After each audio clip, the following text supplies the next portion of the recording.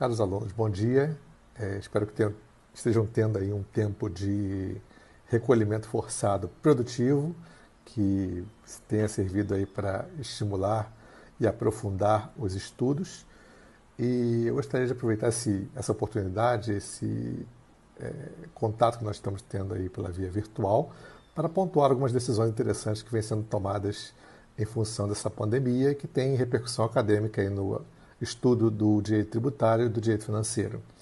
A primeira decisão e o primeiro caso que eu queria trazer ao conhecimento de vocês é um caso que vem sendo razoavelmente difundido aí no meio jurídico e no meio forense, que é o pedido de postergação do tributo, né, do prazo de vencimento dos tributos, por até 90 dias após o vencimento normal, em função do impacto econômico que a pandemia está tendo na atividade econômica em geral. Então, os advogados vêm pedindo isso.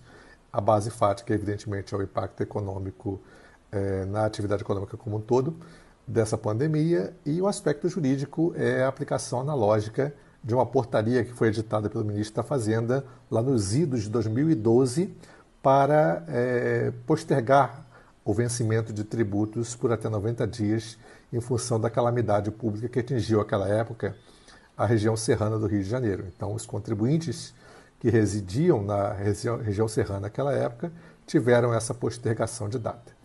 A primeira questão interessante em torno desse caso é indagar se a portaria do ministro da Fazenda seria um veículo adequado, um veículo normativo adequado para veicular esse tipo de postergação. É certo que o ministro da Fazenda tem o poder de fixar a data de vencimento dos créditos tributários. Isso é uma matéria que não reclama uma reserva legal estrita e que está no âmbito da chamada legislação tributária, na terminologia do CTN, ou seja, uma norma de hierarquia infralegal pode validamente fixar a data de vencimento de determinado tributo. E isso, não há margem a dúvida quanto a isso. Agora, quando essa data de vencimento é postergada para um dia, para uma data muito destacada do aspecto temporal da hipótese de incidência, nós podemos indagar se isso não caracterizaria substancialmente uma moratória, se isso já não desbordaria da competência normal do ministro da Fazenda de fixar a data de vencimento do tributo por um ato infralegal e se configuraria como uma moratória a reclamar, aí sim, uma lei formal, regularmente editada pelo Poder Legislativo, sancionada pelo Poder Executivo, para veicular essa moratória e as suas condições. Então, isso é uma questão interessante. Nos idos de 2012, com essa postergação que foi feita então, esse questionamento evidentemente não veio à baila, porque não havia interessados em suscitar essa questão. Evidentemente que os órgãos da administração tributária estão rigidamente jungidos à hierarquia própria daquela estrutura, e com isso não há espaço, né? Não houve espaço para que eles viessem a questionar uma portaria editada pelo seu superior hierárquico, né, o ministro da Fazenda, sob fundamento de ilegalidade. E do lado do contribuinte, evidentemente que não há interesse prático nesse questionamento, porque a norma lhes favorece. A norma é favorável aos contribuintes, então também não há qualquer interesse por parte deles em questionar esse tipo de norma. Enfim, mas do ponto de vista acadêmico é interessante anotar isso, né?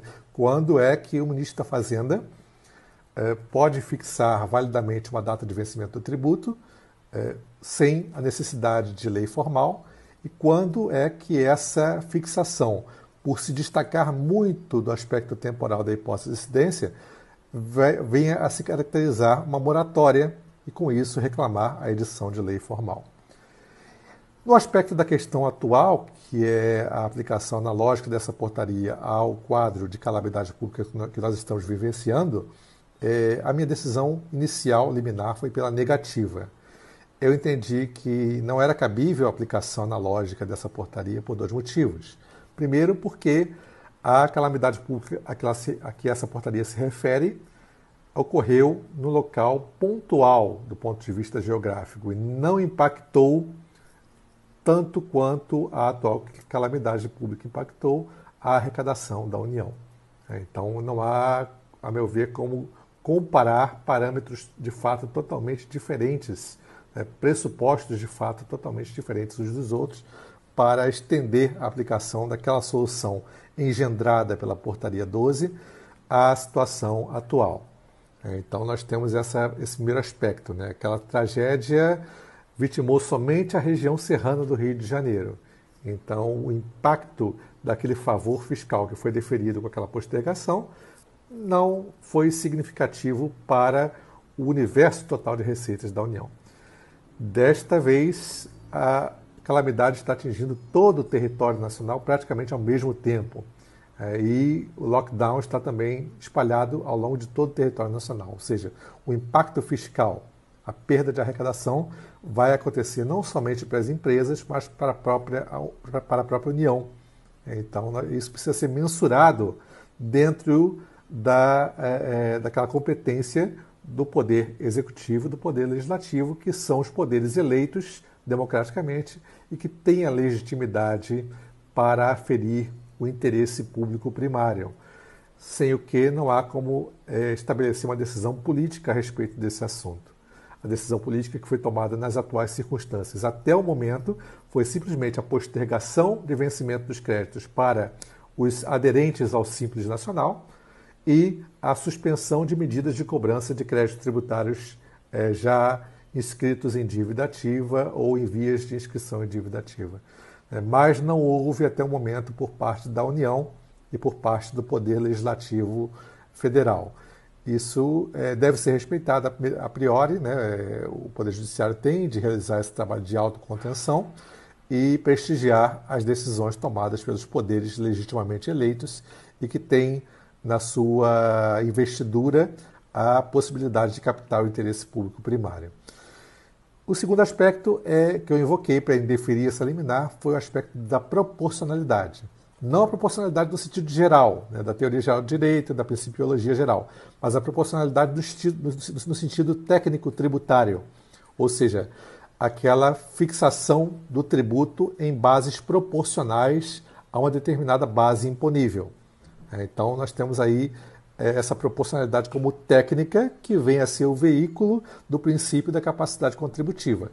Ela é expressa através de uma alíquota percentual, uma alíquota ad valorem. E essa alíquota tem essa possibilidade de mensurar o quantum debeatur do crédito tributário proporcionalmente a uma determinada base de cálculo. Nesse contexto, se a atividade econômica da empresa baixou significativamente, isso significa que o seu faturamento também irá baixar e o seu lucro também vai ficar prejudicado. Com isso, as bases econômicas sobre as quais incidem os tributos devidos pelas empresas ficarão também reduzidas e isso acarretará aí uma redução do crédito tributário devido. Isso, a meu ver, pelo menos no primeiro vislumbre, que não houve ainda o estudo individualizado do caso da empresa em questão, é o bastante para espancar essa necessidade que foi manifestada pela empresa.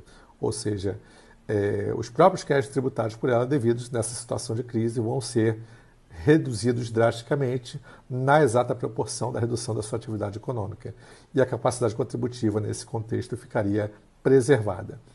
Então, essa foi a primeira decisão que eu tomei, que tem essa repercussão para o direito tributário. Num outro vídeo eu vou comentar a segunda. Obrigado, até logo.